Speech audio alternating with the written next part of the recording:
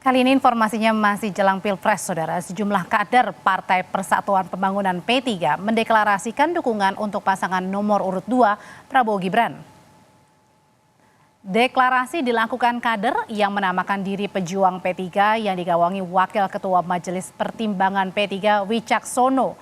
Mereka mengaku siap diberi sanksi karena tak ikut P3 yang masuk dalam koalisi Partai Pendukung Ganjar Pranowo Mahfud MD. Deklarasi dihadiri langsung tim kampanye nasional Prabowo Gibran.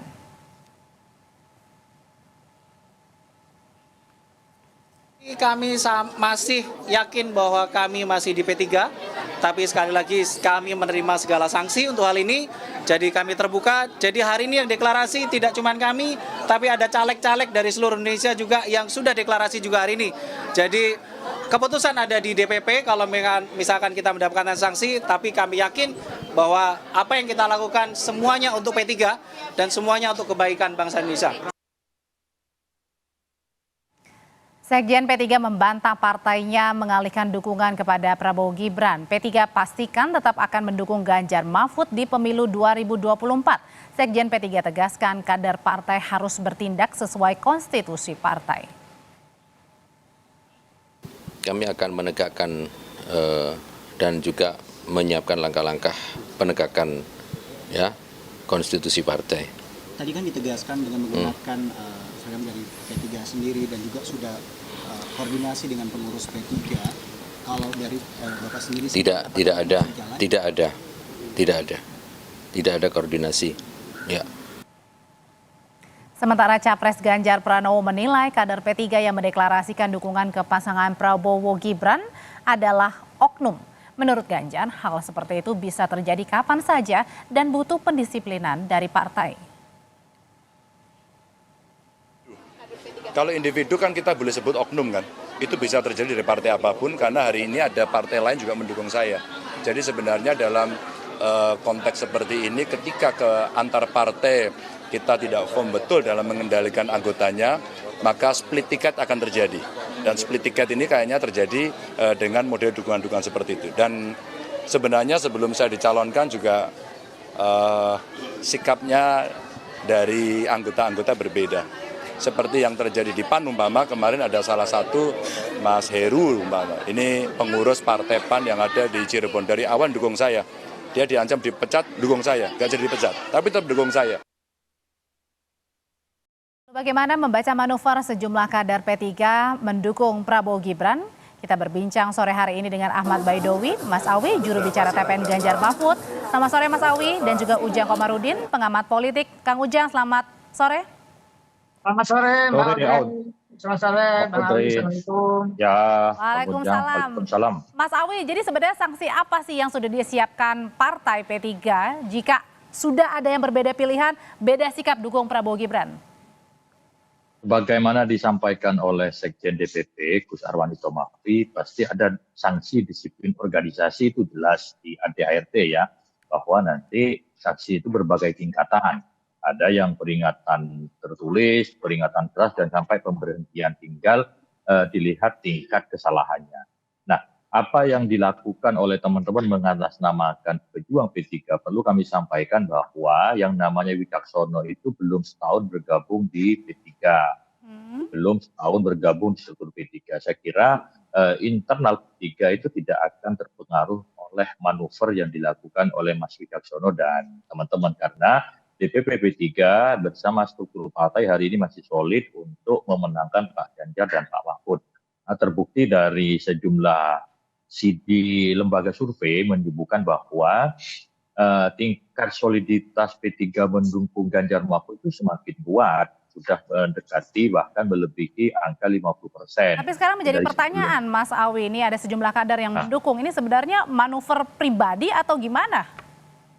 Ya pribadi kan itu tidak, namanya bukan DPP P3, tapi pejuang P3 yang itu tidak ada dalam ADART. Organisasi di P3 itu nggak ada yang namanya pejuang P3, yang ada DPP, DPW, dan DPC P3. Di luar itu ya nggak dikenal di ADART P3. Oke, kalau Kang Ujang melihatnya ini manuver yang dilakukan sejumlah kader pejuang P3 ini yang mendukung Prabowo Gibran ini merugikan nggak buat Ganjar Mahfud? pertama saya harus katakan dulu ya, kalau dalam berpartai itu harus dibangun sebuah loyalitas dimanapun agar tidak terjadi apa pembelotan-pembelotan di tengah jalan begitu. Karena berorganisasi dimanapun termasuk terlebih-lebih di partai sebagai kawah canda di muka kepemimpinan bangsa, maka loyalitas harus dibangun. Nah, apakah berpengaruh atau tidak tergantung dari sosok individunya itu.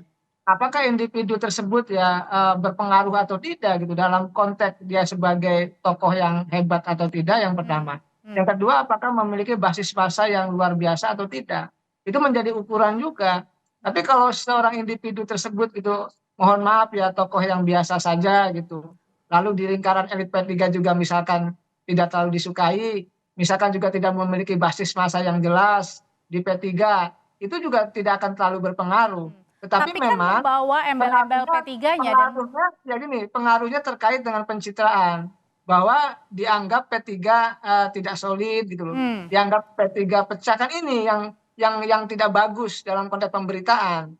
Ini yang harus dikonter tentu oleh para petinggi P3 agar sejatinya bahwa ya tadi bahwa itu adalah oknum, bahwa itu adalah individu yang memang mungkin berjuang untuk kepentingan pribadi dan kelompoknya mungkin saja. Karena secara institusi kepartean kelihatannya di Bang Awi katakan bahwa P3 masih bersama Ganjar dan Pak Mahfud MD. kalau gitu gimana cara Mas Awi untuk mengembalikan citra nih agar P3 tetap firm dukungnya paslon nomor 3, bukan 2? Harus saja kita melakukan rapat koordinasi nasional secara virtual itu untuk memastikan bahwa dukungan P3 kepada Ganjar Mahfud tidak pernah berubah sejengkal pun.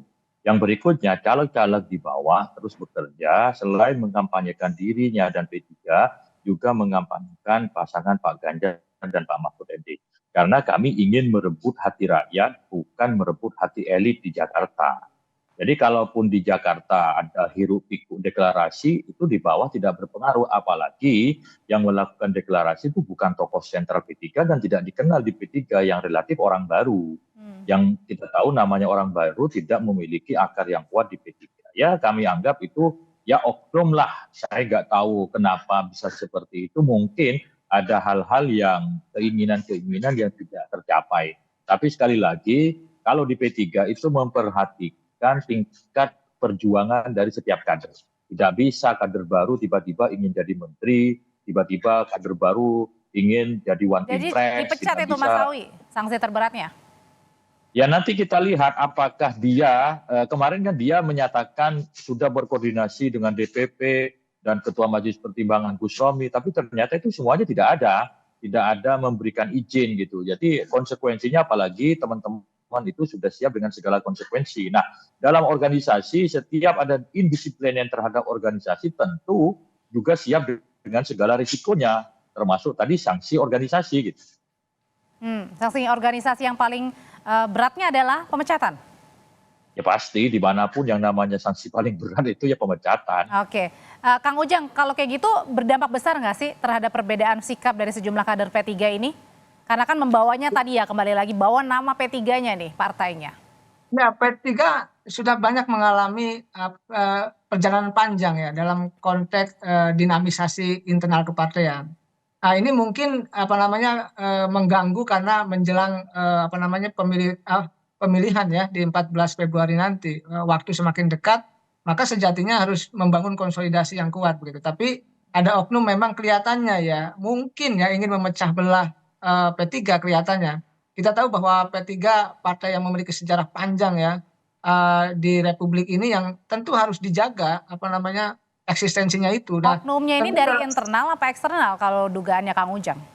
Bisa jadi ada oknum yang memang berkolaborasi ya dengan pihak eksternal untuk memecah belah P3, untuk tadi ya agar P3 ya lemah, agar P3 tidak solid, agar P3 tidak artinya terpecah. Nah, ini yang sesungguhnya harus cepat-cepat diselesaikan.